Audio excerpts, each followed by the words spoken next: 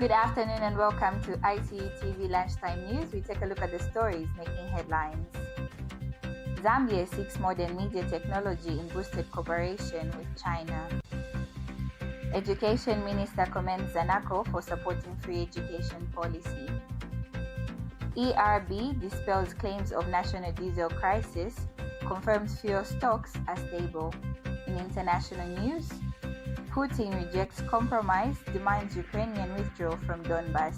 And in sports news, FIS reviews 2025 budget, projects surplus as national team activities drive 2024 deficit.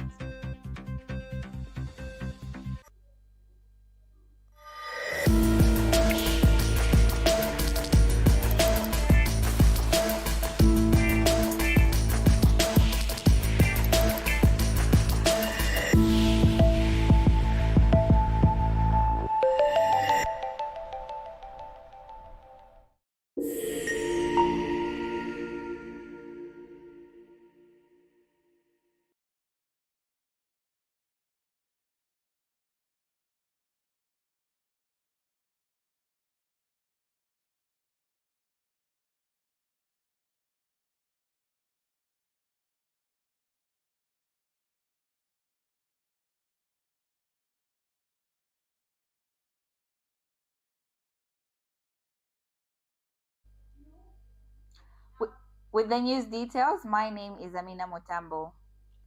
Zambia is working to strengthen its media sector through enhanced cooperation with China, focusing on acquiring modern broadcasting and audiovisual technologies. The collaboration aims to improve the country's media infrastructure while deepening cultural exchange between the two nations. Speaking after a high-level discussion with Chinese officials, government representatives said the talks had yielded positive progress, particularly in areas of technology transfer, training, and long-term partnerships. The initiative is expected to support Zambia's goal of modernizing public broadcasting and equipping media institutions with up-to-date production tools. The engagement also highlights China's continued support for Zambia in the fields of communication, cultural promotion, and digital transformation.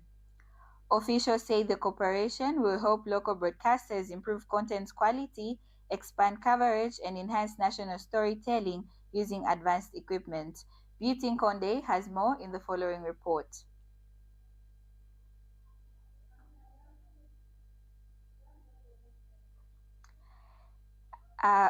Education Minister Honorable Douglas Yakalima has reaffirmed that the government's free education policy, which covers early childhood to secondary school in all public institutions, was introduced to guarantee universal access and place education at the center of national development.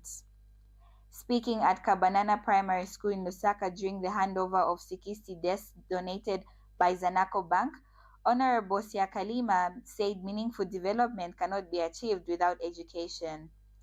As every sector relies on a strong knowledge base, the desk from the first batch under Zanaco's 60 by 60 program launched to mark Zambia's 60th independence anniversary. Through the initiative, the bank will donate 3,600 desks to 60 schools across 10 provinces.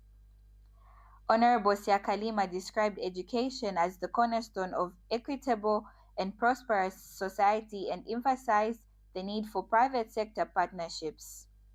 He said government efforts alone are not enough, adding that Zanaco's commitment to donating desks demonstrates true corporate citizenship aligns with national priorities. The Energy Regulation Board has dismissed reports suggesting that Zambia is facing a national diesel crisis, assuring the public that fuel stocks in the country remain sufficient and stable. In a statement issued yesterday, the board responded to circulating media claims linking an alleged diesel shortage to supply constraints at Indeni.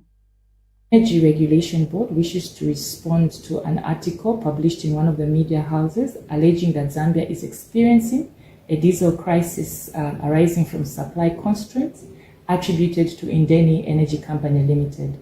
The ERB would like to assure the nation that there currently is no diesel crisis in Zambia. As of 2nd December 2025, the country has sufficient national diesel stocks amounting to 150.2 million litres. We have 47.7 million litres stored at the Ndola depot in Zambia, and we have 102.4 million litres held at Kingamboni Tank Farm in Tanzania. These levels combined exceed the national minimum operating requirements and provide strong assurance of continued fuel availability for the market. The intermittent supply patterns observed in certain locations are not a result of national stock shortages. Rather, they are linked to logistical and distributional challenges that occasionally arise within the supply chain. Such issues include scheduling delays, transportation constraints, and temporary depot level congestion. These are normal operational occurrences in the fuel supply chain systems worldwide, and the relevant entities consistently resolve them within reasonable timeframes. We would like to also assure and emphasize that intervention measures are always activated promptly whenever such logistical disruptions are identified, ensuring continued market stability and protecting consumers from undue inconveniences. Zambia has assumed the presidency of Asset Recovery Interagency Network for Southern Africa, ARINSA, signaling a renewed commitment to turning regional collaboration into concrete action against corruption and financial crimes. The announcement follows ARINSA's annual general meeting, where regional representatives appointed Margaret Kapambwe, Deputy Chief State Advocate of the Head of Assets Forfeiture Department of the National Prosecution Authority. As the new leader, Ms. Kapambwe takes over from Chris Mutangandura, the Deputy Prosecutor General of Zimbabwe, whose 2-year tenure strengthened cross-border judicial cooperation across the region. ARINSA, established in 2009, brings together investigators, prosecutors, and financial intelligence experts from 17 Southern African countries. Its mandate is to trace, freeze, and recover illicit wealth that moves across borders, thereby combating regional and transactional crime. The network's impact has already been felt in Zambia, where ARINSA assisted in multi-jurisdictional operation that helped trace recover helicopters linked to former Foreign Affairs Minister Joseph Malanji. The operation, carried out in collaboration with ARINSA, focal points in Zimbabwe and South Africa, underscored the network's effectiveness in tackling complex financial crimes. Construction of the 10.7-kilometer township in roads in Choma has excited residents who say the project is long overdue and will greatly improve mobility within the districts. A check by Zanis at Choma's Kalukungu market found very heavy machine on site, with road works progressing steadily. Residents expressed optimism that once completed, the upgraded roads will ease access to markets, health centers, and schools, while also boosting business activities.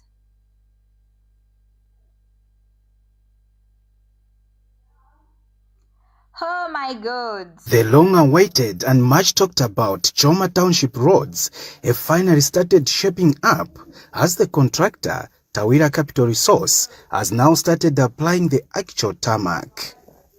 With the workflow, the firm is confident of handing over the completed works to government by April 2026. The final aspect, there are 3 more aspects that are coming after paving. Then we'll go into the drainage works. From drainage works, walkways, we also have street lights, and we also have the road marking. So it's the whole package, but that package depends on what we are doing today. We are here to deliver on time, quality, and cost effective. Yes, so as you can see today we are paving, and by next year, come April, May, we should be handing the project to Minister of Local Government. Residents and other stakeholders are happy with this progress.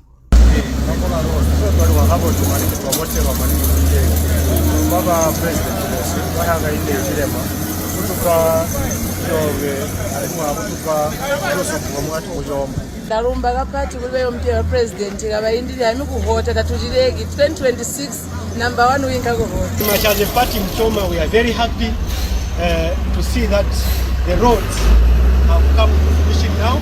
So it means on top of a lot of news that we have done so far, we have added another substantial one on those news. So in Choma, the road is new. This is another reason for voting for UPND again next year. Mike Munkombwe, Zanis, in Choma District, Southern Province. We now take a break. Coming up is international and sports news. Did you know that mental health conditions are treatable and recovery is possible? Hi, I'm Ngenia Moyo. I'm your host on Let's Talk Mental Health. I invite you all to this show where you freely express yourself, and together we find a solution. For more details, you can contact 0777 93 73 92, and we'll be there to help you find solutions to whatever you're going through.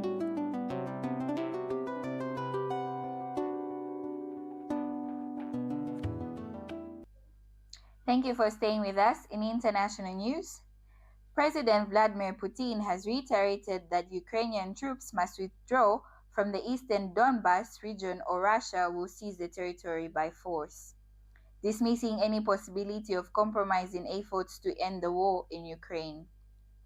In an interview with India Today, President Putin said Russia always controls about 85% of Donbas and remains determined to take full control if Ukraine does not pull out its forces.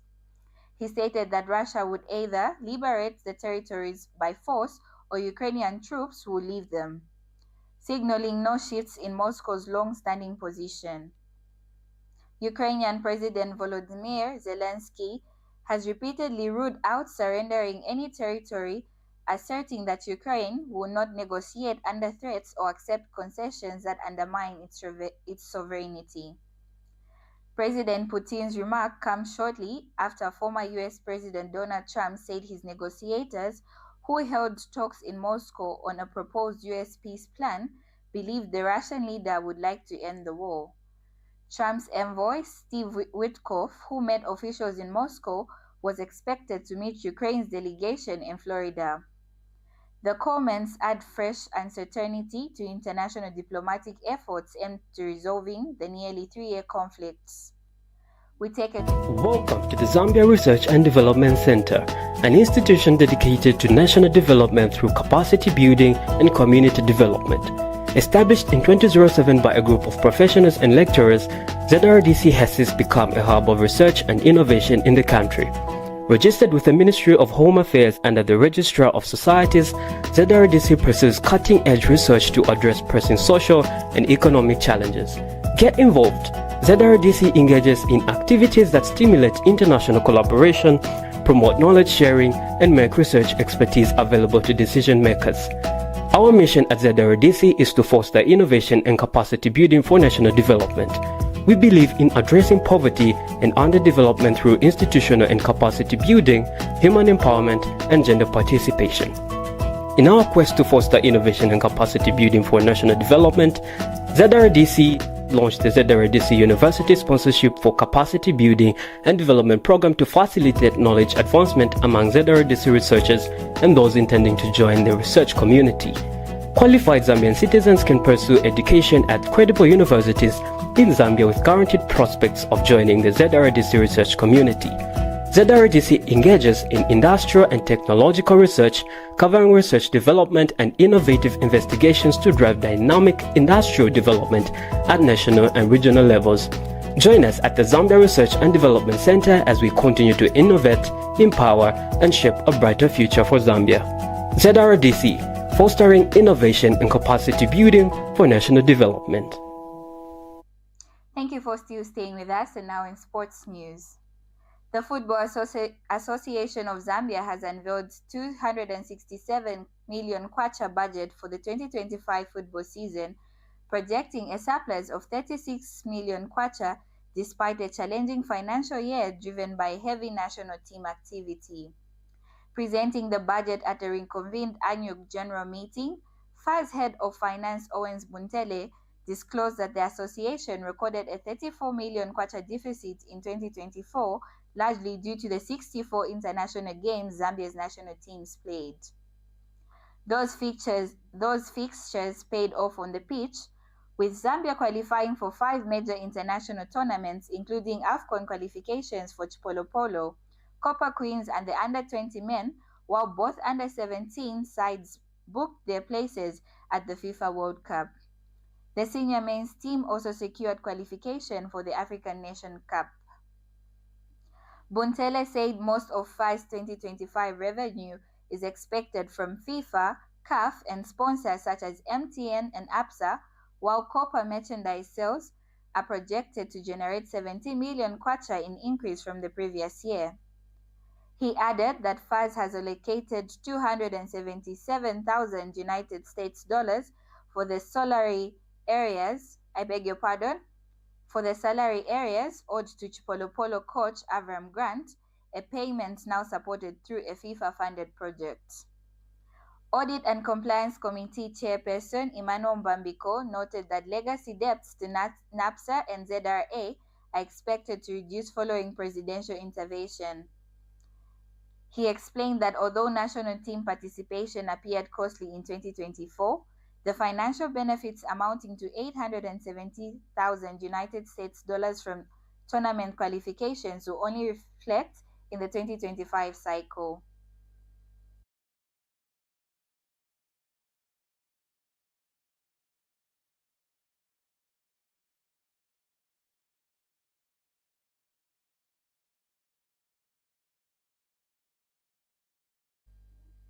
That sports item brings us to the end of our lunchtime news, but before we go, a quick recap of the stories making headlines.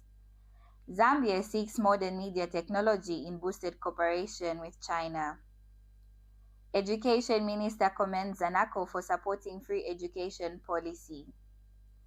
ERB dispels claims of national diesel crisis, confirms fuel stocks are stable. In international news, Putin rejects compromise, demands Ukrainian withdrawal from Donbas. And in sports news, FAS reviews 2025 budget, projects surplus and as national team activities drive 2024 deficit. We thank you so much for watching ICU TV Lunchtime News. For more updates, do join us on our main platform at 20 hours and our website at icutvzm.com.